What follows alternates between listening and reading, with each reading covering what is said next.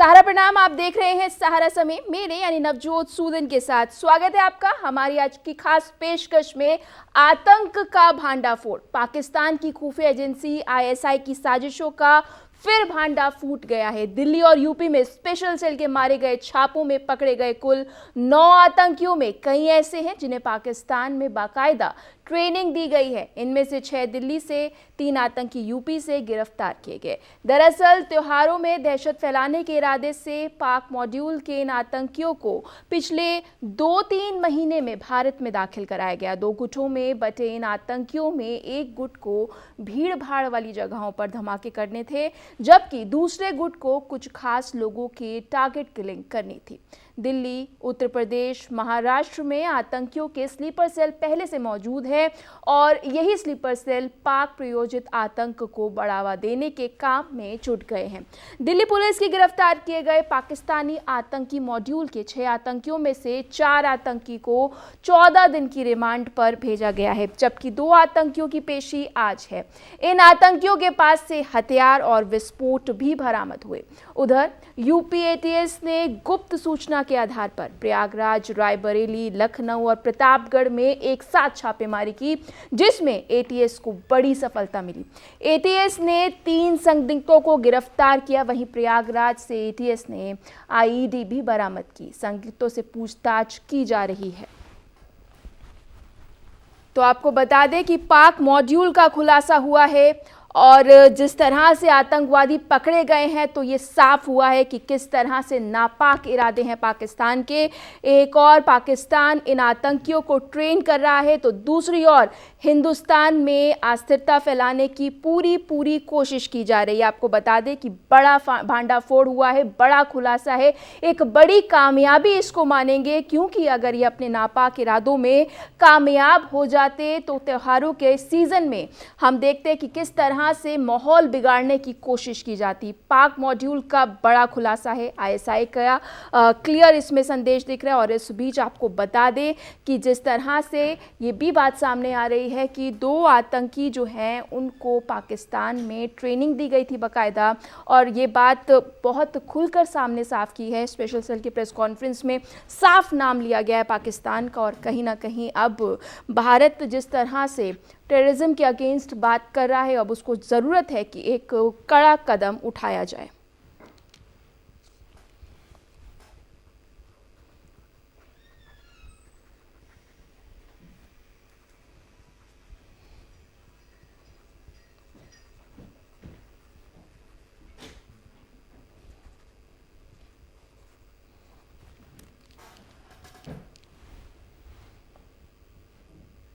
हमारे साथ चर्चा करने के लिए पूरा पैनल मौजूद है, लेकिन सबसे पहले मैं अनिल गर्ग जी आपका स्वागत करना चाहूँगी और आपसे ये समझना चाहूँगी कि जिस तरह से ये पाक मॉड्यूल का भांडाफोड़ हुआ है, एक और पाकिस्तान बड़ी हमारे लिए चुनौती है, और अब जिस तरह से ये टारगेट किया जा रहा है, त्योहारों के टाइम पे हम देख रहे हैं किस तरह से टारगेट किया जा रहा है, क्या कुछ स्ट्रेटजी रहेगी इंडिया की?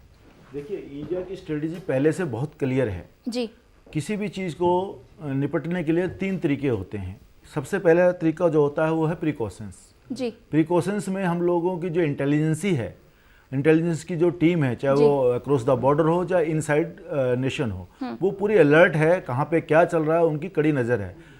तो प्रिकॉशंस के नाते ही इंटेलिजेंस को ये कामयाबी है कि उन्होंने इनपुट दिए, नहीं तो अपने आप तो दिल्ली पुलिस स्पेशल सेल को नहीं पता लगता कि कौन कहाँ पे आतंकवादी बैठा है। तो इंटेलिजेंस की सफलता है और उनकी कड़ी मेहनत है कि हमें पता लगा, धमाका होने से पहले ही वो लोग पकड़े गए। एक बात। दूसरी बात है फिर ट्रीटमेंट मतलब कि अगर हमें पता लगता है कि सामने से कोई आतंकवादी गुट हो या कोई विरोधी देश हो या फिर कोई एक गुट हो भारत के खिलाफ कार्रवाई कर रहा है, तो उसका क्या इलाज किया जाए। तो ट्रीटमेंट के दौरान, ट्रीटमेंट की जो बात मैं अभी कर रहा था, उसके लिए आपने भी देखा होगा रशिया में हम लोगों को करीबन 17 देश मिलकर युद्ध अभ्यास कर रहे हैं। उसके अंदर एक स्पेशल इवेंट ये भी है कि आतंकवादी गुट अगर कहीं है, कोई उस पर कब्जा कर रखा है किसी मकान पे, तो किस तरह से उसको ट्रीट किया जाए, किस तरह से उसको काबू किया जाए। तो दोनों चीज़ साथ साथ चल रही हैं। मैं समझता हूँ भारत को बहुत अच्छे से मालूम है कि पाकिस्तान एक आतंकवादी देश कहने को नहीं है, लेकिन वो हमेशा आतंकवादी गतिविधियों खासकर भारत में बढ़ावा देता है। वैसे तो पूरे विश्व में पाकिस्तानी आतंकवादी जाते रहते हैं। अब खासकर अफगानिस्तान में तालिबान आने के बाद ये हमारी समस्या और बढ़ गई है। तालिबानी जेल ने जो अफगानिस्तान में जेल में जो लोग बंद थे वो सारे के सारे लोग पीओके में आ गए। पीओके से वो लाइन ऑफ कंट्रोल पास करने की कोशिश कर रहे हैं। भारत की सेनाएं सतर्क हैं, बीएसएफ भी सतर्क है, इसलिए वो कामयाब नहीं हो रहे, लेकिन इक्का दुक्का कामयाब भी हो सकते हैं। तो भारत की सेनाएं भी सतर्क है, इंटेलिजेंस भी सतर्क है और भारत पूरी तौर से इसको काबू करने में सतर्क है। ये बात आपने अभी कही कि त्योहारों पे करना चाहते थे, ये तो भीड़ भाड़ वाला मौका ढूंढते ही हैं, खास करके हिंदू त्योहारों पर। अब नवरात्रे आ रहे हैं, उसके बाद रामलीला भी साथ साथ शुरू हो जाती हैं, दिवाली आ रही है, तो इस तरह से मौके वो ढूंढते हैं। लेकिन मैं मान के चलता हूँ कि इसमें उनको कामयाबी नहीं मिलेगी। भारत की इंटेलिजेंस भी कामयाब है और भारत की दूसरी सेनाएं भी कामयाब है। ठीक है, सुप्रीम कोर्ट के वकील हमारे साथ मौजूद हैं, अश्विनी दुबे जी। सर, स्वागत है आपका। मैं आपसे समझना चाहूँगी कि एक और तो हम देख रहे हैं कि इंटेलिजेंस किस तरह से काम कर रही है, इनपुट पर जाकर पकड़ लेते हैं, लेकिन पकड़ने के बाद जो राह होती है वो थोड़ी जो अगर बात की जाए तो मुश्किल होती है, क्योंकि लीगल एड के तौर पर जिस तरह से इनको इस पूरे लॉ की अगर बात की जाए, जिस तरह से फ़ायदा उठाया जाता है, क्या कुछ चेंजेस की ज़रूरत है इस वक्त देश को? नवतोज, बहुत बहुत धन्यवाद। देखिए, सबसे पहले तो हमारे देश में जो यूएपीए है, unlawful assemblies atrocities prevention act जी, तो इसके तहत जो स्ट्रिंजेंट प्रोविजन है, उन प्रोविजन के तहत यूएपीए के तहत इनके ऊपर, आतंकवादियों के ऊपर कार्रवाई होती जी।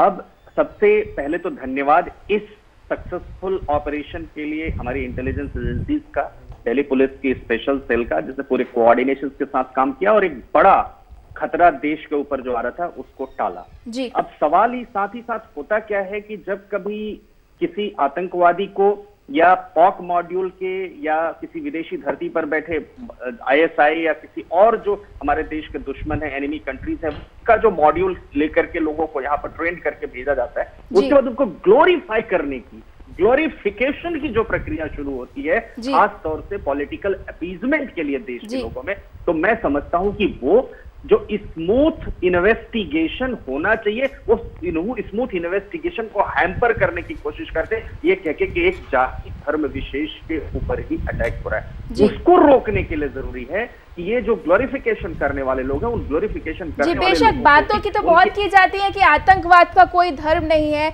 लेकिन हमने देखा है कि अगर परसेंटेज की बात की जाए तो किस परसेंट में मुस्लिम समुदाय के लोग अगर बात की जाए तो उनको बोला जाता है। और अब जरूरत है कि धर्मगुरु भी सामने आए और बात करें कि अगर इस तरह की चीजें आप इन्वॉल्व होते हैं तो आपको इस धर्म में रहने का कोई हक नहीं है। ये जरूरत है अब टाइम।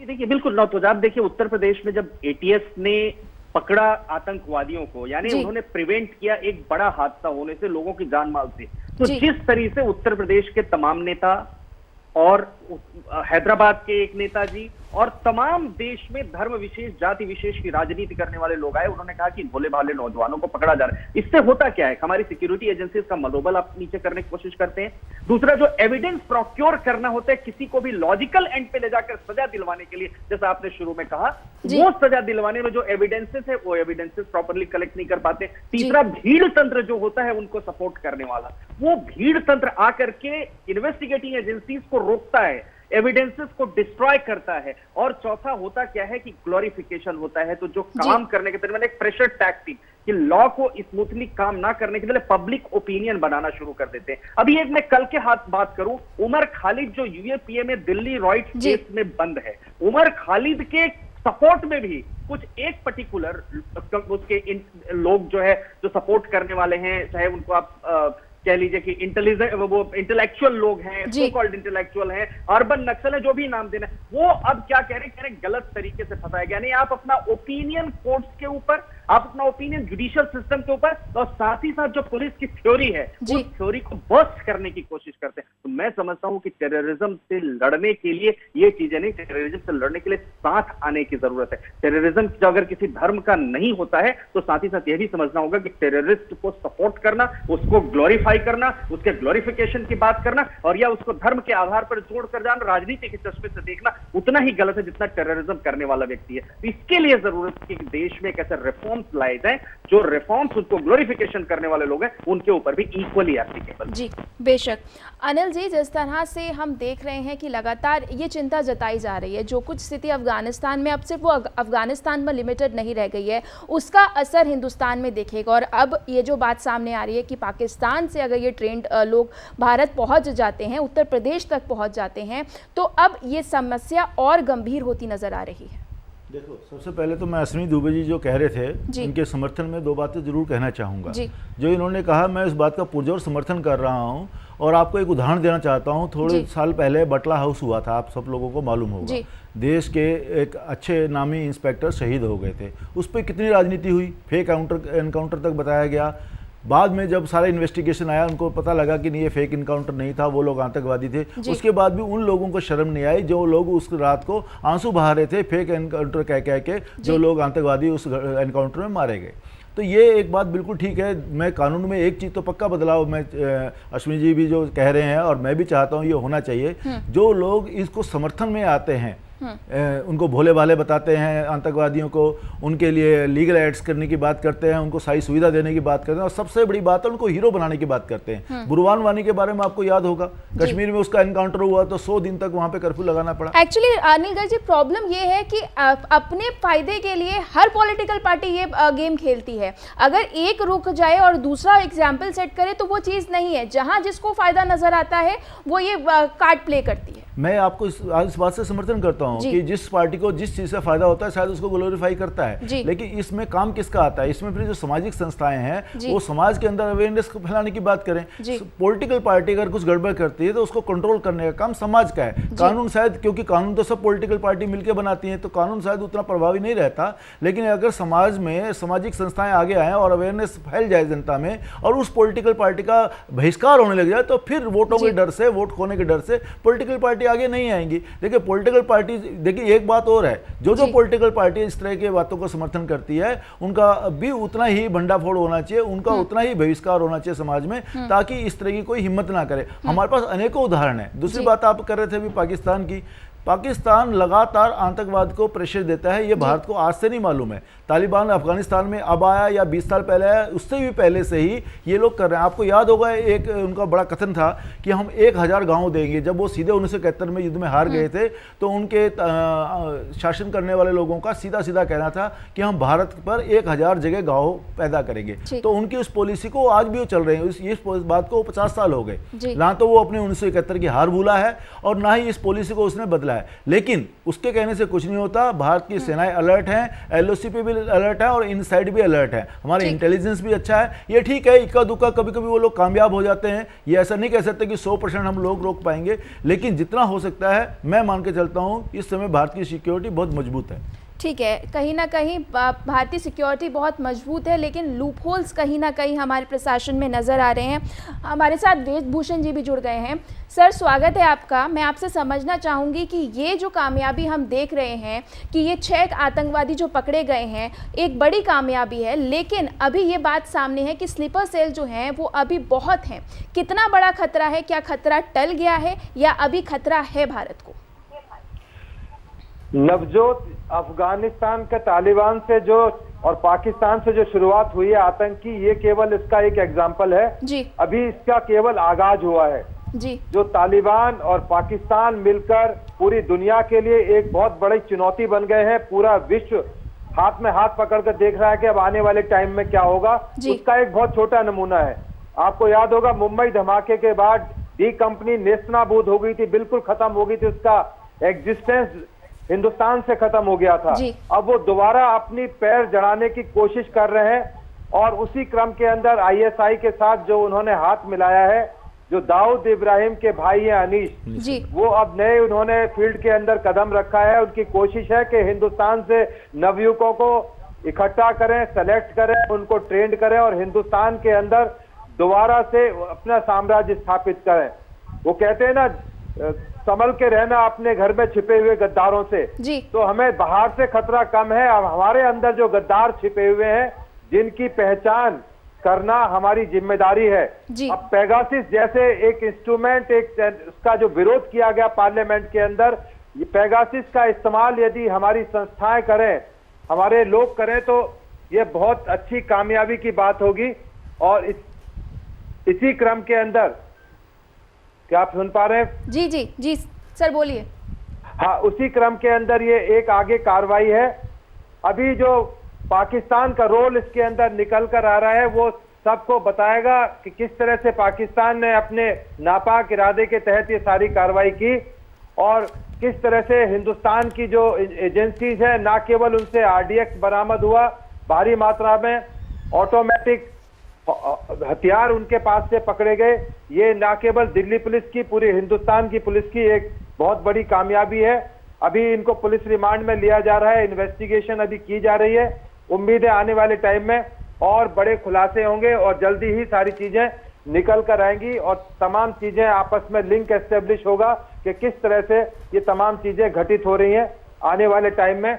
अभी इंतजार करें और शायद उम्मीद है बड़े खुलासे और जल्दी होंगे और कामयाबी की दिशा में हिंदुस्तान जाएगा, दिल्ली पुलिस आगे जाएगी। हमारी इंटेलिजेंस एजेंसियां बहुत चौकस हैं और हमें उम्मीद है कि ये कामयाबी अब बहुत दूर नहीं जाएगी, आगे आगे चल जाएगी। जी बेशक, जिस तरह से आप उम्मीद जता रहे हैं कि बड़ी कामयाबी है और आगे भी खुलासे होंगे बड़े, लेकिन मैं अश्वनी जी आपसे समझना चाहूँगी कि जिस तरह से हम लगातार देख रहे हैं कि लूप होल्स हैं, कई ऐसे केसेस हैं जहां पर ये सपोर्ट करते हुए नज़र आ रहे हैं लोग, लेकिन कई ऐसे केसेस भी हैं जहां पर निर्गुण, अगर हम बात करें कि वो इनोसेंट लोग थे लेकिन उनको उठाकर जेल में डाल दिया। तो प्रॉब्लम दोनों साइड से है। इसको बैलेंस अगर बात की जाए मिसयूज़ करने की लॉ, तो ये आतंकवादी मिसयूज़ कर रहे हैं, तो कहीं ना कहीं ऐसे केसेस भी सामने आए हैं जहां पर लॉ का मिसयूज़ एडमिनिस्ट्रेशन की तरफ से भी किया गया है।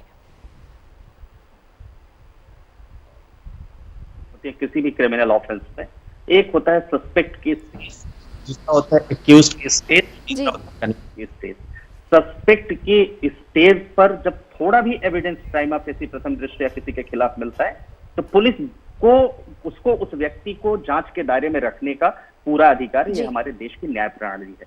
लेकिन अगर वहां जैसे एविडेंसेस नहीं मिलते तो उन एविडेंसेस को नहीं मिलने पर कोर्ट इवैल्यूएट करके उनको डिस्चार्ज कर देती है। दूसरा स्टेज आता है डिस्चार्ज का, एक्यूज का जो स्टेज आता है। अभी कुछ केसेस में आपने देखा होगा नौजत, आपने बहस भी किया होगा कि दिल्ली रॉयट्स केस में भी कोर्ट ने पुलिस की थ्योरी को कुछ केसेस में डिसमेंटल किया, कहा कि पुलिस की यह थ्योरी बिल्कुल स्केची है, कहीं कोई एविडेंस नहीं है, और दिल्ली रॉयट्स केसेस में कुछ को बरी भी किया। जबकि हमारे जो शहीद हेड कांस्टेबल रतन लाल हैं उस केस में भी कुछ लोगों को बरी किया। उसके अलावा आप देखिए कि दिशा रवि का जो टूल केस का केस आया था, उसमें केसेस रहते हैं कि कोर्ट तक उनकी डेट आते आते आदमी मर जाता है लेकिन केस चल रहा होता है। इसीलिए जरूरत है रिफॉर्म्स की, ऐसे reforms, judicial reforms, police reform, ऐसे रिफॉर्म्स देश में लाए जाएं कि कुछ ऑफेंसेस को कैटेगराइज किया जाए। कैटेगराइज जैसे यूएपीए के अंतर्गत के जो केसेस हैं, जैसे रेप के केसेस में फास्ट ट्रैक कोर्ट बनी, विमेन अगेंस्ट ऑफेंसेस में सीनियर सिटीजन की, उसी तरह से यूएपीए जैसे केसेस में भी फास्ट ट्रैक कोर्ट में इनका डिस्पोजल हो, ताकि जो देश की कानून व्यवस्था है उसके मुताबिक निर्दोष व्यक्ति उसमें नहीं फंसा जाए, और दूसरा जो दोषी है उसको तुरंत पनिशमेंट। होता क्या है, आप कसाब को देखिए, बहुत फास्टेस्ट मोड में हमारी इन्वेस्टिगेटिंग एजेंसीज ने, पुलिस ने, सपोर्टिंग जो फॉरेंसिक एक्सपर्ट की डिफरेंट एजेंसीज, उन्होंने एकदम से इन्वेस्टिगेशन करके उसको लॉजिकल एंड पर लाया। लेकिन हैंगिंग में कितना टाइम लगा? हैंगिंग में आखिरी तक एग्जीक्यूट करने में बहुत टाइम लगा। निर्भया केस में आप देखिए कि 16 साल के आसपास का समय लग गया हैंग करने में उन एक्यूज पर्सन को। तो मैं समझता हूं कि टाइम फ्रेम होना जरूरी है, वो रिफॉर्म्स लाने की जरूरत है, जिन रिफॉर्म्स के बेसिस पर जो एक्यूज है उस एक्यूज को अगर वो दोषी है तो कन्विक्ट किया जा सके और समाज में एक उदाहरण पेश किया जाए। अब दूसरा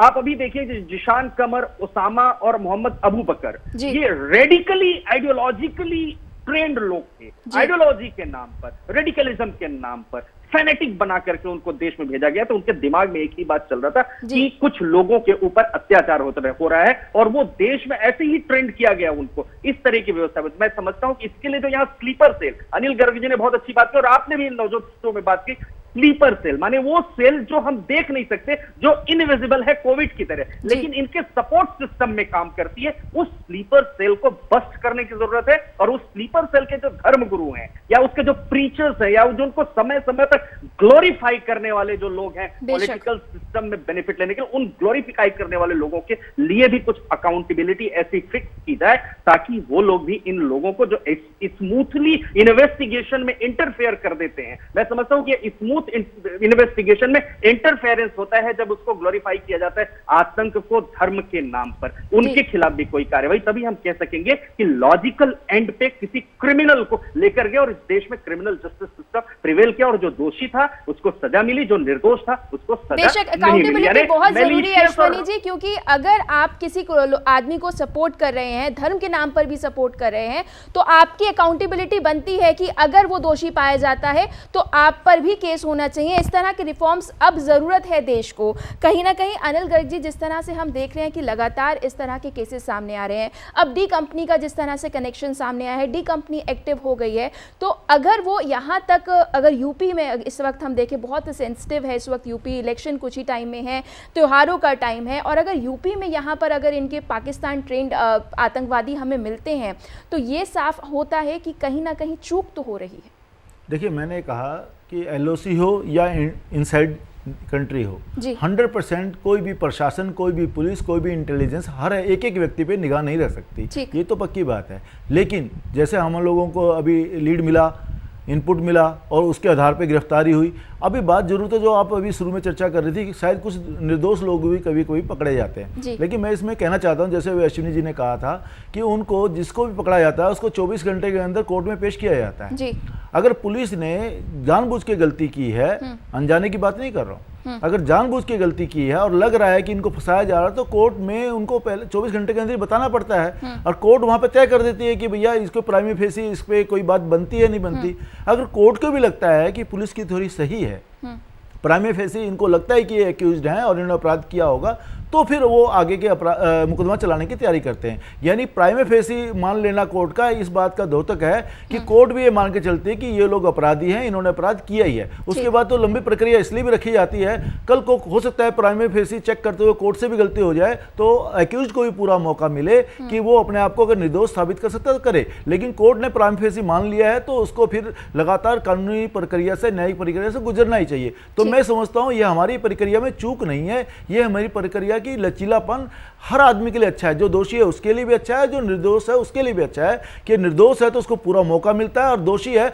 उसको भी पूरा मौका मिलता है कि भैया अगर तेरे को कोई जबरदस्ती दोषी साबित कर रहा है तो अपने आप को अपने बचाव में कर लो। एक बात। दूसरी बात, अभी आप चर्चा करते हैं स्लीपर सेल की। स्लीपर सेल को बारे में पता कैसे लगेगा?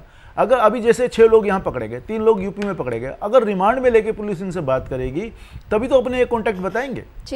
इन कॉन्टैक्ट्स को आगे फिर रीचेक करना, उनके खिलाफ सबूत जुटाना, ये कोई आसान काम नहीं है। हम कई बार पुलिस को बड़े सामने से बोल देते हैं कि भाई बहुत आसानी से किसी को पकड़ लिया, लेकिन उनको लगातार कोर्ट का सामना करना पड़ता है, कोर्ट को बताना पड़ता है हमने किस बिहाफ पे इसको पकड़ा। इसके लिए अच्छी चीज है जो मेरे साथी अभी बात कर रहे थे, फोरेंसिक जो रिपोर्ट्स हैं आजकल एविडेंस के नाम पे, बाकी एविडेंस तो ना तो समाज रहने देता है ना राजनीतिक पार्टी रहने देती है, गवाह होते हैं जो अगर वो मुकर जाते हैं। तो आजकल जो फोरेंसिक रिपोर्ट है वही इकलौता स्ट्रॉन्ग एविडेंस है। मेरी बात से अश्विनी जी होंगे, और अधिकतर 90% से ज्यादा मामले जो अभी तय होते हैं या फैसले होते हैं फोरेंसिक एविडेंस भी होते हैं, और पुलिस इस काम को ठीक से कर रही है। मैं जानता हूं कि अब टेक्निकली फोरेंसिक एविडेंस ठीक से जुटाए जा रहे हैं और जो एक्यूज्ड हैं अगर उन्होंने दोष किया है, दोषी हैं, तो वो सजा भी पाते हैं फोरेंसिक रिपोर्ट के आधार पर। ठीक है। वेद भूषण जी, जिस तरह से हमने देखा कि ये आतंकवादी जो पकड़े गए हैं और इस तरह की बात सामने आ रही है कि 14 और ऐसे लोग थे जो इनके साथ मौजूद थे, ग्रुप्स में इनको डिवाइड किया गया था, टारगेट किलिंग की बात की जा रही है। लेकिन अगर पॉलिटिकल पार्टीज की बात करूं तो ये एक हमने देखा है कि चुनाव जैसे ही आसपास आते हैं तो इस तरह के आरोप विपक्षी लगातार लगाता है कि आपने इलेक्शन में इसको फायदा लेने के लिए इस तरह की चीजें की हैं। इससे इन्वेस्टिगेशन पे कितना असर पड़ता है? देखिए, अभी जो बांग्लादेशी का नाम आ रहा है कि इसमें 14 ऐसे साथी थे इनके साथ जो पाकिस्तान में ट्रेनिंग ले रहे थे, वो बांग्लादेशी थे और बंगाली बोलते थे। अब पुलिस इन्वेस्टिगेशन कर रही है वेस्ट बंगाल में, कलकत्ता में, कि क्या संभावना है कि इस तरह से वेस्ट बंगाल से भी कुछ ऐसा मॉड्यूल वहां पर मौजूद हो या इन्वेस्टिगेशन करने के लिए गया हो। उसके अलावा आपने देखा, जैसे अभी मैंने आपको पेगासिस का नाम लिया गया, पुलिस का जो आधार है इन्वेस्टिगेशन का, आजकल टेक्निकल इन्वेस्टिगेशन पर पुलिस डिपेंड करती है। अब पुलिस, अब बोलो कि इनकी प्राइवेसी हर्ट हो रही थी, ये जो टेररिस्ट पकड़े गए हैं कि साहब पुलिस ने इनके मोबाइल को कैसे इंटरसेप्ट किया, क्यों किया, ये तो बड़ी गलती है, इनकी प्राइवेसी खराब होगी। अब पेगासिस के नाम पर पूरे अब किस किस तरह से लोगों को हंगामा करा गया, पार्लियामेंट का सेशन नहीं चलने दिया गया। आपने देखा सीए एनआरसी में यमुना पार में दंगे हुए, 58 आदमी मारे गए, पुलिस के हेड कांस्टेबल रतनलाल इंजर्ड हुए, आईपीएस अधिकारी इंजर्ड, उनकी तो डेथ हो गई, आईपीएस अधिकारी इंजर्ड हुए, 13 पुलिस वाले इंजर्ड हुए।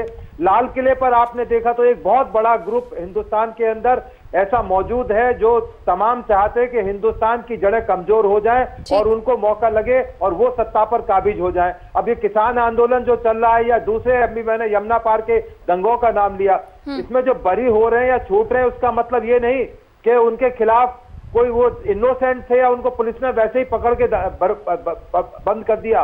58 आदमी मरना, कोई ना कोई तो जिम्मेदार होगा, किसी ना किसी ने तो 58 आदमियों को मृत्यु की होगी, उनको मारा होगा, इंजरी पहुंचाई होगी। यदि वो बच जाते तो इसका मतलब ये नहीं कि उनके खिलाफ वो उसमें शामिल नहीं थे। ये हो सकता है कि उनके खिलाफ प्रॉपर सबूत ना हो। उसका कारण यही है कि क्योंकि तमाम सीसीटीवी तोड़ दिए गए, सबूत मिटाने के लिए तमाम कोशिशें की गई। आपने देखा होगा कि एक ताहिर हुसैन नाम के आदमी के घर से किस तरह से उसको इस्तेमाल किया गया, तमाम तरह के एविडेंसेस वहां से डिस्ट्रॉय कर दिए गए।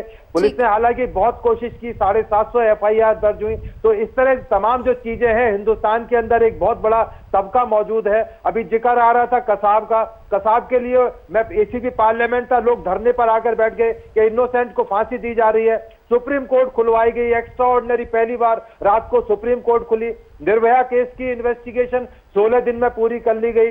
16 साल उसको फांसी लटकाने में लगे।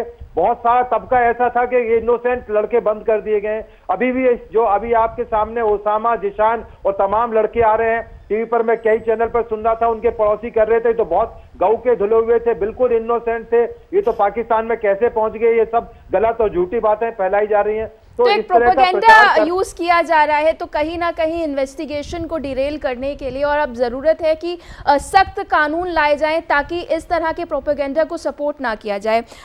लास्ट 30 सेकंड्स अश्विनी जी, मैं आपसे समझना चाहूंगी कि अब ये जो नया टेरर है ये टेक्नोलॉजिकली भी बहुत साउंड है, इसको लेकर क्या कुछ चेंजेस अब जरूरत है?